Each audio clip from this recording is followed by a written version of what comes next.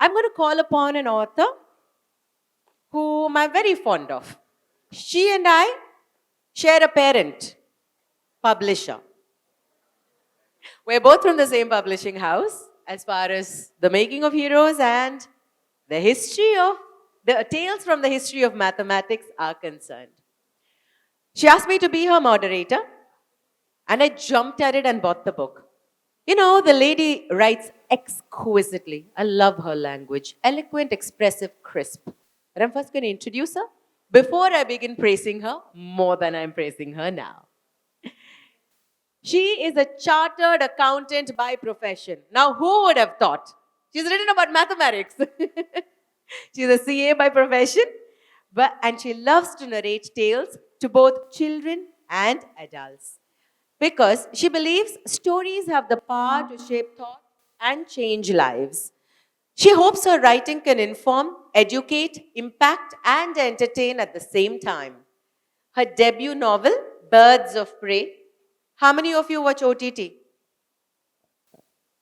How many of you have watched? How many of your parents have allowed you to watch Irai, which had Sharat Kumar in it? You must go back home and ask your parents. Because her debut novel, Birds of Prey, which is a psychological crime thriller, was adapted into the web series Irai on Aha Tamil OTT in Feb 2022. She has also written the story and screenplay for two web series. Her latest novel, Sleeping Dogs, has been appreciated for being a study of human nature in general and patriarchy in particular. Her articles have been widely published in various popular newspapers and magazines. Her short stories and poetry have appeared again in various magazines and anthologies. She is the founder of Read, Write, Inspire, a writer studio filled with resources that motivate writers to read deeper. Without reading, how can you write? Write better, there it comes, and create a strong author platform. Her second book is the one on discussion now. Tales from the History of Mathematics, which is a set of historical short stories which the Intellect Club has read. But we're going to introduce it further to those among you who haven't read it yet, because the book is also has also won the Best Book Award in the Children's Young Adults category at the Value of Words International Lit Fest of 2019. Let's welcome Archana Sarath.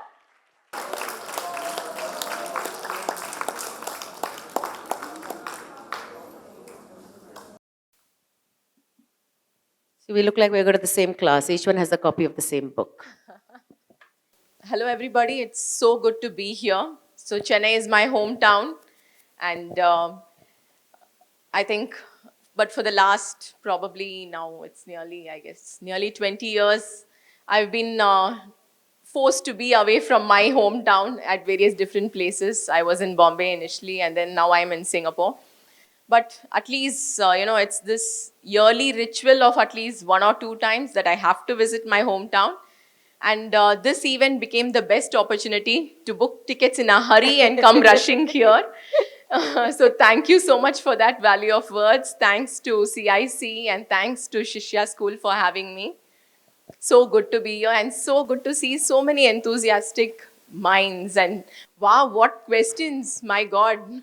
I wouldn't have been able to ask that, when I was their age. And so many hands went up for mathematics, so many hands went up for history. But before I come to that, not only was this festival her prime reason, but she also had a book release yesterday. I want to talk about that before we proceed, please. Sure, please. So this is my latest book, and it's called Sleeping Dogs. It's a thriller. I think anyone above probably 13, 14 years of age can read it, unlike my Birds of Prey and Irai, which is more censored, I guess, by parents. But the thing, no, Archana, what is interesting is the fact that when we were growing up, uh, there wasn't a children's literature genre as such, but there still was. We did read our Tom Sawyer and the Adventures of Huckleberry Finn, Alice in Wonderland, Through the Looking Glass. But the thing is, these weren't written for children, but because they had kids in it, kids read them. That includes comics like Calvin and Hobbes or an Asterix. It's actually written for for an older audience, but as children we get exposed to them. That being said, many women also wrote under men's names. But today, the women are out there writing under their own names. Even Maya Spark is a woman name. But they're out there writing under their own names, and wonderful works are coming out of this, right? But stories have always captivated us, whether we are young, whether we are old, and to seclude children from the realities of life, I believe, is eminently unfair. So, erase something that maybe even children may enjoy. Yes. And talking of stories, what you have done is bring stories into history and mathematics. How and why? So, so I have to be, frank over here, even though people are going to call me a nerd. So I was a mathematics buff. I loved the subject, and I loved the subject so much that at some point of time in the exam, it would be that I actually transcended the space. I don't know where I am, There's this interesting incident where I was writing my mathematics exam, and behind me, my classmate was sitting over there. I wished him all the best and all, and I started writing the paper. I finished the paper, I turned back, and I saw he's missing. So I asked my classmate, "What happened? Where is this guy?" She said he copied in the exam. The principal came, she caught him, she pulled him out of the place and all. And like, all this happened. Where was I? What happened? I didn't know anything. He's just behind me. So I really loved the subject. So that much was my love for the subject. So That's intense passion. That's intense passion. yeah, It's impossible. All this has happened, and you're still writing, and you have no I clue have all no of this. clue You're like a Sufi saint. Wow. with maths. With math, yeah. Okay. So that's when I realized, but this passion or this interest for the subject was not shared by most of them who were with me. Of course, I think probably more than 50%. How many of you like mathematics? How many of you don't like mathematics?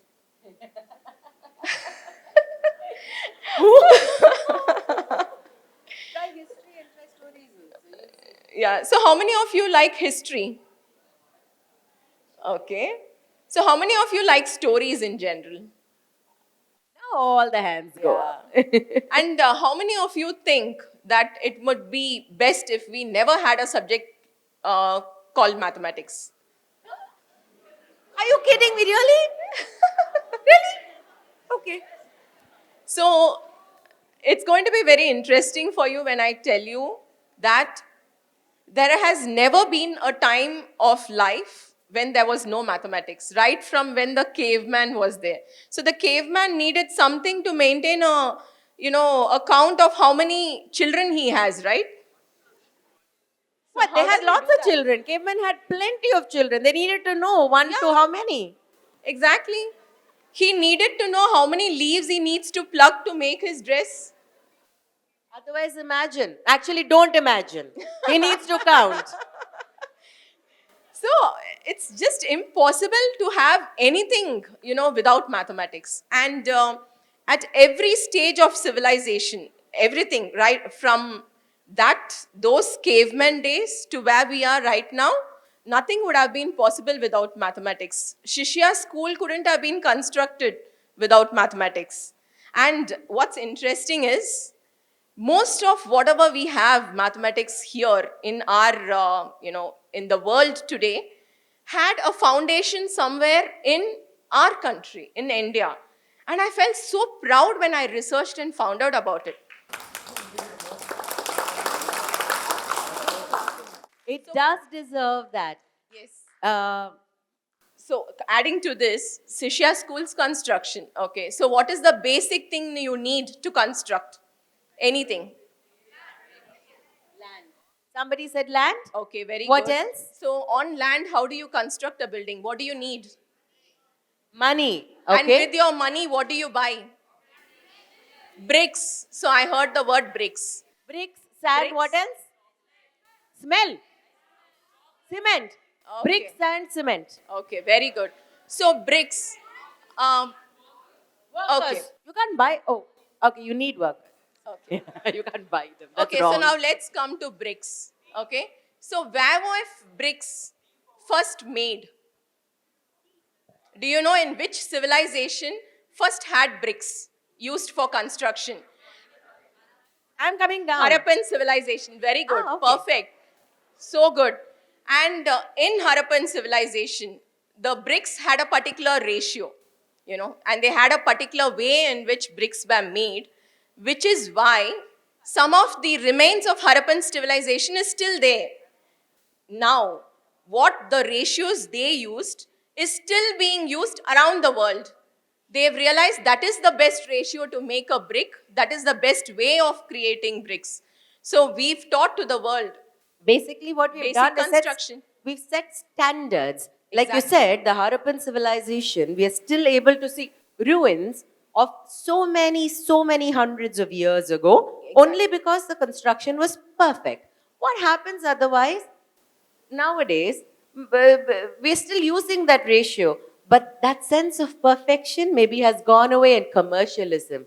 But I do want to throw this thought at you while Archana is going to continue speaking of what, as Indians, we have given to the world in terms of mathematics is this. If anyone calls you a hero, say thank you. But if anyone calls you a zero, you should say thank you so very much. And I will leave it to her to tell you why. Yes. So this is something also which I'm very sure whenever we speak about India's contribution to mathematics, zero is the first thing which comes up, right? Yes? Okay. So anyone knows why? What is the proof that Indians discovered zero? Aryabhatta. So Aryabhatta. So what is the book written by Aryabhatta? Perfect, fantastic, wow. So Aryabhatta wrote Aryabhatta, and he wrote the book when he was about 23 years of age. And the book has so many important foundational mathematics, and it also has so much about astronomy, which is still being used till date. And as you mentioned, the calculations there had zero. The number zero was mentioned there. Then we have Brahmagupta's books and knowledge. Okay, they don't really write it as books, so it's more of oral knowledge. So where he spoke about adding with zero, multiplying with zero, dividing with zero. So calculations using zero was something which started there. See, the thing is, when we speak about concepts and when they were invented, there is something that is so special about that struggle and so huge, but we fail to connect with it because today we are so used to things. For example, everybody obviously has gone in a car or has ridden a bicycle or driven a bike. We know the wheel has a circular rim, it's got spokes, there's a tire. We know the difference and it's there. It's just there. But for man to actually invent the wheel the first time, we see funny versions of it in Ice Age and all those cartoons. But for that first invention to happen and then to change the entire world was so enormous. The zero is just as enormous. Imagine if you have to write 1000 without a single zero. How will you write it? Somebody tell me. 9,000. No, that's a very interesting point, because why? The Roman number system doesn't have zero.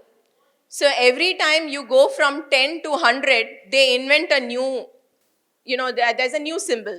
From 100 to 1000, there's a new symbol. 1000 to 10,000. How long can you keep doing adding new symbols? So once again over there, it was the Indian numeral system which for the first time had something called zero. And that changed entire mathematics. Actually, if someone asks you what's India's biggest contribution to mathematics, more than zero, you should tell them we are the ones who created numbers itself. So till then, we didn't have a decimal system. Now it sounds so simple, you have a difference between 20 and 203 and 23 and 20,000. It's easy to write. Any big number I say, it's easier to form it and write it. But that was not existence before. I think that's our biggest gift probably to the world, the decimal system. Yes. 100%. It's huge. Nobody had it before. We could, and numbers are not just about counting, right? It's not about money alone. It's about every single act of ours. If anybody tells a person that it's okay, you're not going to use what you study in school in real life, I will not buy it. It's a sign of great laziness. Don't believe it if anybody tells you that, because Yes. as fellow geeks, Correct. everything we studied in school, haven't you applied it in real life? Definitely. Yeah. Definitely. Yes. And coming to the book itself, the history of mathematics and how it's the tales from the history of mathematics and how it's constructed. This is not a book that's going to tell you this is what so and so discovered, this is what so and so discovered, and then give you a multiple choice answer, question answer, or something like that. You've written it so engagingly, which brings me back to the first question: why tales? Why stories? And maybe we should read a story out from this so that Sure. they also see how you've constructed it. But you hear the word mathematics and you want to run. You're scared of picking up the book. But this book is awesome. I wouldn't read mathematics for pleasure, it's the truth. But I read this for pleasure. Can we do a story? Sure. Um, so, how many have any of you read this book? I heard the intellectual club had. Yes? The Intellect Club has. Okay. They're the ones They are that not here. created your quiz. Okay. Yukta, are you here, my Zoe? There. Oh, okay. She's from the Intellect Club. Okay, very nice. Thank you. Okay, I'll read out in a small story.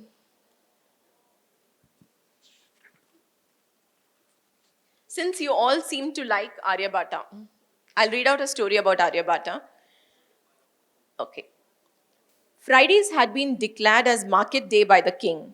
Dada took his 6-year-old grandson Arya and went to the market to sell his guavas. Arya loved the market. His tattered clothes and rumbling stomach did not bother him as he walked around the market area. Despite the wandering, the little boy kept close to his Dada who was selling guavas. 4 boys stood in front of Dada, fighting amongst themselves. Arya looked on them amused. Dada called out to the boys, "Hey, you boys, what are you fighting about now?" "Uncle, we gave you 3 handfuls of rice, but you gave us only 3 small guavas in return." So the uncle says, "Each handful of rice is equal to 1 guava. You gave me 3, I gave you 3. But we are 4 of us. How do we share it equally?" The smallest boy in the group burst into tears. "They are sure to cheat me." "Don't cry," said little 6-year-old Arya. "Dividing 3 guavas among the 4 of you is easy." "Really?" Dada asked Arya. "Yes, see this." He took the old man's knife and cut each guava into 4 equal pieces, and he gave one to each of the boys. He continued doing that for each fruit, and peace was restored. As the boys sat down to munch on the guavas, one of the passers by grabbed the hand of the little boy. "That was impressive, young man. How old are you?" The man asked. "Dada tells me I am 6," he said. "And you are his Dada?" The man looked at the old man selling guavas, who smiled and nodded. "Do you want some guavas, sir?" "Why not? Sure," said the man, and pressed a gold coin into the palm of the old man. He picked up 2 guavas and gave them to Arya. "Where are your parents?" "I am his grandfather, sir. His parents are dead." "Why is such a smart boy not in a Gurukul?" "We cannot afford that. Also, how will we live without each other?" "Afford? Bah. We are living in the kingdom of the benevolent Gupta king. Knowledge and wisdom is what is valued here. I am the head of the Nalanda University. Let me take both of you there. You can help around there and earn your living while your grandson gets a formal education. He's destined for great things." That little boy was Aryabhatta, and he grew up to become one of the greatest Indian mathematician astronomers. How much you fitted into this? Okay, now um, answering your question. How many of you liked this story? Okay. How many of you think it is true? It's not. Okay. This is the sad part of Indian mathematicians of those yesteryears. We have absolutely no information about them. We know Aryabhatta was there. We know he wrote Aryabhatya. We know he wrote Aryabhatya when he was 23 years of age. Apart from that, we have absolutely no information about him. And we, of course, around that same time, there was Nalanda University, where there was very, very interesting work happening, which is why I just added both together and wrote this story. But later, after this story, I have written about how it's not true. And it's just a figment of my imagination. But what I felt here, it's important to spin a story around it. How did this little boy write about such huge mathematical concepts when he was just 23 years of age? There must have been something, right? And that's how I just spinned this story. It's not true, but that has been the case with most of Indian mathematics. There's so much which has been contributions from our country, but our Indian mathematicians had this feeling, especially in those years, that it's wrong to say that you have discovered something, you have done this, to show that this is mine, that was wrong. Because they felt everything which happened because someone before us built it. We are standing on their shoulders and we are doing more, which is true today too, right? So the hardest part of writing this book was the difficulty of finding any research of any Indian mathematician who said, okay, I discovered this. I did so and so and so, which is not there in anyone's book, in either Aryabhata's book or in Brahmagupta's books or their notes or their teachings. Nowhere do they say, what did we contribute? Well, this is what is mine. So, surprisingly for me, luckily, at some point in my research, I was stuck and I couldn't proceed with the book. That is when I had this opportunity to go to 2 museums. How many of you visit the museum? Yes? So, how many of you have been to the Chennai Museum? So those of you who haven't, you must pester your parents, and the next weekend, you must ask them to definitely take you there. Because a museum is such a wonderful place, and 2 museums have been instrumental in writing the book. The first museum was our Mumbai Museum, Chhatrapati Shivaji Museum. I was in Bombay at that time. And they had this fantastic exhibition about the Harappan civilization. And whatever I have written in the book about Harappan civilization is what I actually saw at the museum, got inspired and wrote.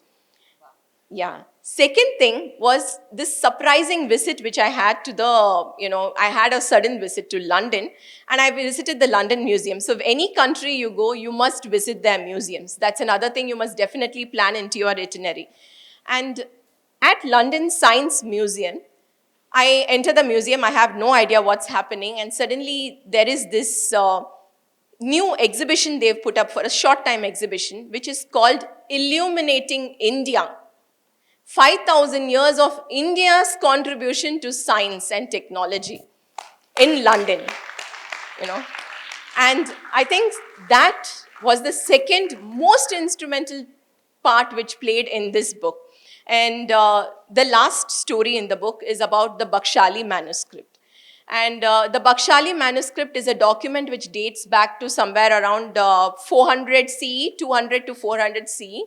And it is the first manuscript to have the actual notation 0 written. It was found in present-day Pakistan, and that time we were under the British rule. So as soon as this was found and they realized this is something important, it was written on birch bark, the bark of a tree. So they immediately shipped it there to London. And it still remains at the University of Oxford. It's there, and luckily for me, I was in London, but I couldn't visit Oxford, and I had stared at this Bakshali manuscript on the computer screen for hours, and to actually see it in the museum, because they had an Illuminating India museum, they had brought the Oxford, from Oxford over there. I saw it and I burst into tears. And they actually got worried something was wrong with me. So they came and they were like, are you fine? And I told them, this is from my country, my Makshali manuscript, it has zero. And, seeing me, they all were like, okay. And for that day, actually, whoever were visiting the museum were actually coming to me and asking me, what is this? What is this about? What is that about? And I felt so proud that because I had researched about this book and I researched for this book, I could actually be a tour guide at London Science Museum for a day. And that's amazing, I think, right? It's brilliant. It's brilliant. You met your hero. Yes. You actually met your hero, the zero. Yes. And what is the Bakshali manuscript? Can anybody tell me other than those from the Intellect Club? You must pick this up and read it. And the story that she has written to go with the fact of where it first figures is fabulous again. This is something that is a must read. I'm so happy for you. I'm so happy that you got Thank to you see so it in much. person. Thanks for doing this. That was my question. One of my questions was: are any of these stories true? Are they stories to capture our imagination and send us spinning down a world of mathematics and physics also, which requires mathematics? We all think of Archimedes running butt bare through the streets, but why and how? So, not all of them are false, okay? So of course, some of them are stories. So, I've taken the liberty because it's tales from the history of mathematics. It's not the history of mathematics. So, I have taken the liberty to spin a tale at places. But there are many stories which are actually based on the truth. And wherever I've spinned a tale, I've mentioned it, that this is from my imagination. That's because she's inherently honest. You can't fudge numbers. A chartered accountant never does she? A good one. A good. There we go. You've always written. From when you were a child, you've written. What was the favorite thing you've read? Okay. There must be many. Okay, as writers, there would definitely be many. I would say one book which probably changed my reading, changed my life was, I studied at MOP Vaishnav College here in Chennai, and we have a very beautiful library there. And I've been, brought up, my mother is a literature student, but she's introduced me to so many, classical authors and British authors, but not much of Indian authors. So for the first time at the MOP Vaishnav Library, I came across this book of Rohinton Mistry called A Fine Balance. I picked up the book, I read it, and I was blown away. So I finished the last page, I turned it again, and I was like, what did I read? I have to read this again to know what it is, and I started once again. And for the first time, I knew that Indian writing was so good. And I always imagined Indian writing means Indian writing in regional languages. I never knew Indian writing in English had such great, writers and such wonderful writing. So I think for me, that was a book which kind of changed me, and maybe that's what made me a writer later on. The inspiration, why ever not? Yes. It just could be. Exactly. Because you never knew. That's why I think story is important. Representation is important. I never saw me in the stories of Enid Blyton. So there, when Fine Balance, for the first time, I saw stories of people around me. I saw stories of people like me. And I think that's so important. It's so important to tell your story. There is so many more stories in mathematics because once I finished the book, I didn't go back to read. I wanted more behind here. The book is not fat enough for me. Would there be another book coming out that gives us more tales of history of mathematics? I definitely want to write it, and I will. What else is coming up, Archana? So I have this, I write, as I told you, I write thrillers too, and I write for children too. Somehow, when I write a thriller, I think it kind of drains me completely. But when I write for children, it fills me with so much of joy. It's a pleasure to write for children.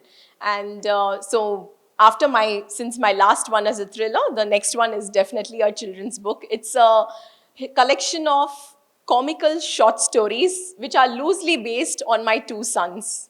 Oh, do they know it's based on this? Yes. Okay. And sometimes when I read out pages, they'll be like, we can never show our faces in school Ever. again. They have to wear paper bags and go to school. I mean, like, seriously. Yeah. When is it slated? I hopefully in 2023. Let's see. Any tiny taste of it? Mm, Come on, maybe she's let's written keep it a about her two suspense. kids and they have to go to school after their friends read the book and her friends read the book. Mama, Yes. small couple of sentences. Okay. Okay, I'll give you a very, very short, maybe gist of the first story, probably, maybe. So, this is based on this is not really true with him. It's just that he's lent his name. So, my elder son, Sanjan. So, we call him Sanju at home. So, the protagonist of my story is also Sanju. And so, Sanju is woken up in the morning one day in a hurry by his mother, and she's like, get up, get up, get up, get ready. You have school, you have to leave. So, he's hurriedly dressed, put on the uniform, he's sent out of home. And when he goes out of home, immediately Sanju is transported to a different world. So he meets people, like he's got a pet street dog. So he keeps chatting with it. He walks on the road and he sees this park where he always has a chat with the gardener uncle. And he sees that the gardener uncle is there. He's planting some plants and, and he decides, okay, there's still half an hour time for school. Let me wait. I'll help you out. Uh-oh. Yeah. So he helps him out with the plants and everything. And then he realizes, oh my God, my uniform is dirty. So, I love the small town world. So my story is based in a small town. So he decides on the way, I'll just wash my clothes in the pond and then I'll go to school. I should be in time. It shouldn't be a problem. So he goes there, he washes his dress, and then, of course, his pet street dog also joins him in the pond. They're playing around and all that. And then he hears the bell. He's like, oh my God, it's gone. The school bell has rung. I've missed.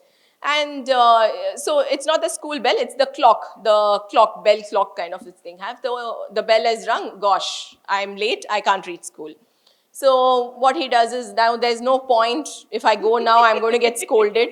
So rather, I'll just wait till the lunch hour. And during the lunch hour, I'll just slip in with the other kids, into the school. Definitely nobody is going to notice me. And so he says, okay, and they both play around, they have fun, they swim in the pond and all that. And then suddenly they're so tired, they nap off. They nap off, and by the time they get up, the lunch hour is past. So it's like, now no more point of going to school again. There's nothing to be done. So what I'll do is, evening when the kids go home, it's going to be about 4 o'clock, I would just walk back home. Definitely my mother's not going to know. How is she going to Join find that out? gang Yeah, I'll just one walk of the home. herd. Yeah, she'll not going to know. So what he does is, so he does that. At 4 o'clock, the clock tower rings as 4. He just goes home. So he's walking home and he's seeing there's this huge, massive, crowd of people standing outside his building. And there's his neighbors, his parents, his mom, his dad, all are in a frenzy. They're searching for him and they're like, he walks on slowly and he's like, so his father looks at him and he asks him, where were you? And he says, school. And his mother, and then everyone just nods their head like this. And they all go away. And his mother and father pull him home and they, give him a nice scolding. And they're like, this is not done. What were you doing the whole day? And then he says, I went, I got late and I did this and I did that and all that. And then finally his mother is like, after she's a little cooled down, he goes to her slowly and he asks her, how did you find out that I didn't go to school? She says, I forgot it was a Sunday. I woke you up and got ready for school. And by the time I came to bring you back, you were not there to be seen. So these are the kind of stories you're going to find there. I am loving this. I'm loving this. All the best. You sit. I'm going down. All the very best on this. you. But the Shishya students are saying, our parents didn't forget. Today is the Sunday. I'm coming to you for questions if you have any. Good afternoon, ma'am. I'm Ananya of class 9. In your book, you had mentioned that mathematics is interesting and fascinating. All you need to do is to kindle confidence. So, could you please give us a few tips on how to kindle confidence? Definitely. Thank you. See, you need to practice mathematics. There's no way around it. As a school subject, this is what I would say. And you don't need to do a lot. Right from, I would say, a very small age till probably even if you are even in your 12th standard, maybe even if you keep just half an hour for mathematics. Initially in half an hour you can do 10 sums, but maybe when you're in 11th or 12th you might probably be able to do one or two sums in that half an hour, which is still more than doing zero sums, you know. And a kind of consistency in mathematics can help you love the subject.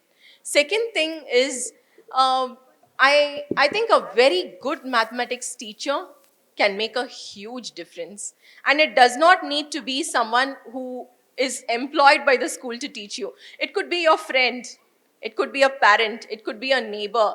My best mathematics teacher, I had many of them. The best person who taught me mathematics was a 12th standard student who was taking tuitions, and I was a 5th standard student. My first love for mathematics was kindled by her, and she is the one who would make me sit, tell me the importance of practice. And I think practice is definitely, as a subject, I think practice is what makes it important. Many people here spoke about passion, and let me tell you, passion can carry you only to some extent. After that, the next extent is only with hard work. Does that answer? Thank you.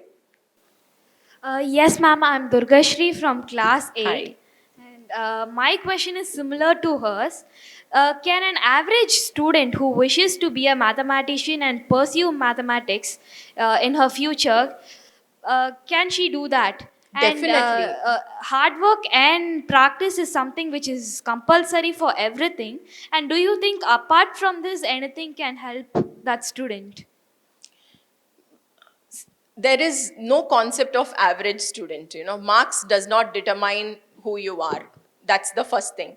And a mark is given only based on your performance in the exam on a particular day, which cannot be a correct determinant at all.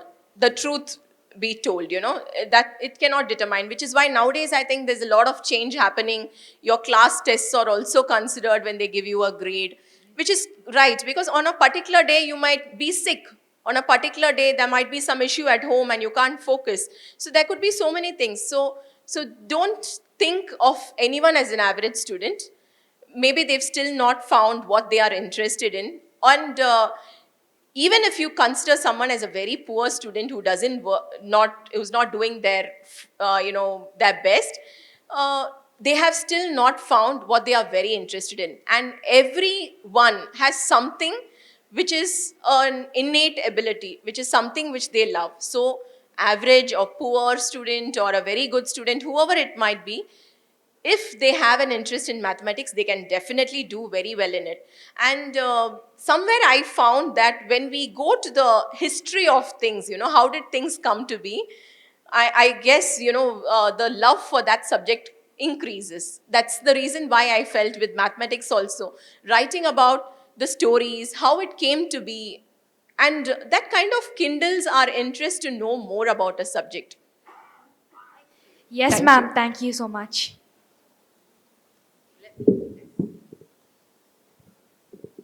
Hi, I'm Anish from class 8. So I have one question. Would you combine your would you combine your thriller books and your mathematics books to write a new book? That's a good idea. I never thought of that. A mathematical thriller. Thank you for the idea.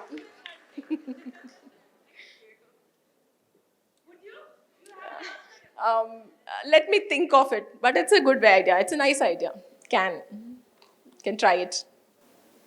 Hi, I'm Konguvel from grade 8. And so, as far as I have observed, some people totally hate mathematics while some people totally love mathematics.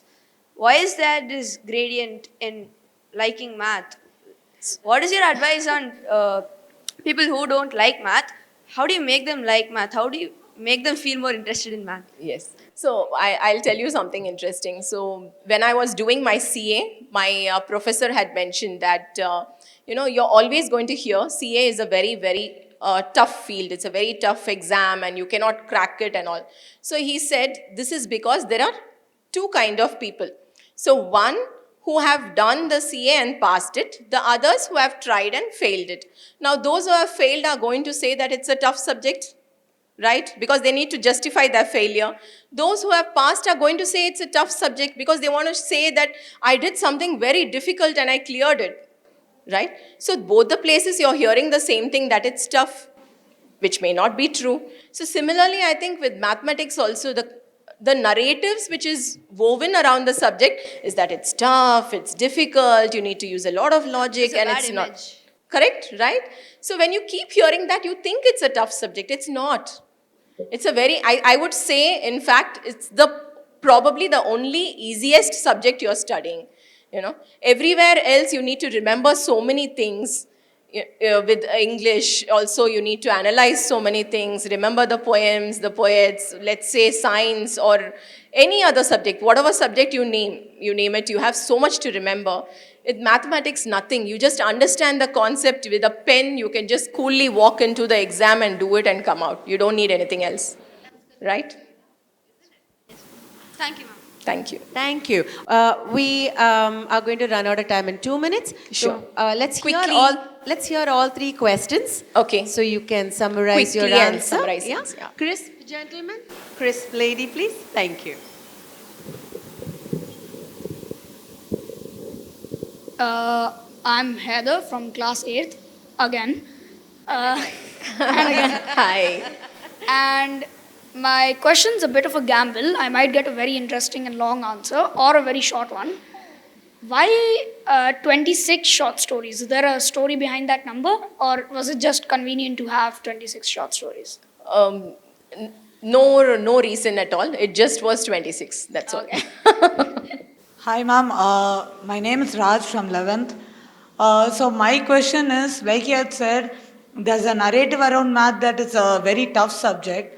So why do you think that such a narrative came to exist? The same, like what I mentioned right now about CA also, I think it's the same thing. People wanted to show off. So if I tell you I scored 100 in mathematics and I tell you that it's a very easy subject and I scored 100, then there's nothing big about it, right? I'll tell you it's such a tough subject. I worked so hard and it is such a tough paper and still I got 100. Then you will be like, wow, that's great, right? I think that's what we are trying to do. It's a easy subject. It just needs someone to clearly explain it to you. That's all. Thank you, ma'am. Thank you. Hello, ma'am. I'm Yogesh from class 8. So I have a question. So, why is mathematics not complete? Is it due to human negligence, or mathematics could never be complete, as Godel stated? Not complete in the sense. Ma'am, there are some places where it is hanging, ma'am. Like we could not find the square root of less one. Correct. They just stated it as I. Okay. So I think it's true with all science. With every passing year, every passing decade, there are new discoveries being made and new things which are always happening. I'm not able to remember who was the great scientist who said, I feel like I'm so late. Everything which is there, possibly everything has been discovered. There's nothing left. All is done with my time. That's all I guess. And after that, we had so much more which happened.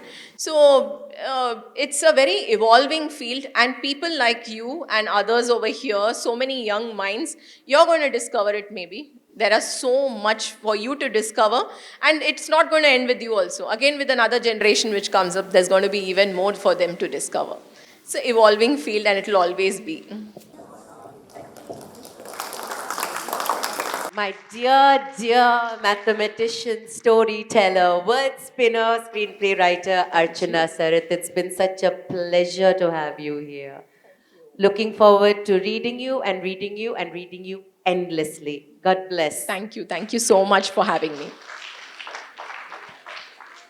I shall wear my other cap and invite Dr. Chopra and Shri Srinivasan onto stage to present Archana Sarath with tokens of our love, affection, and a big thank you for your time.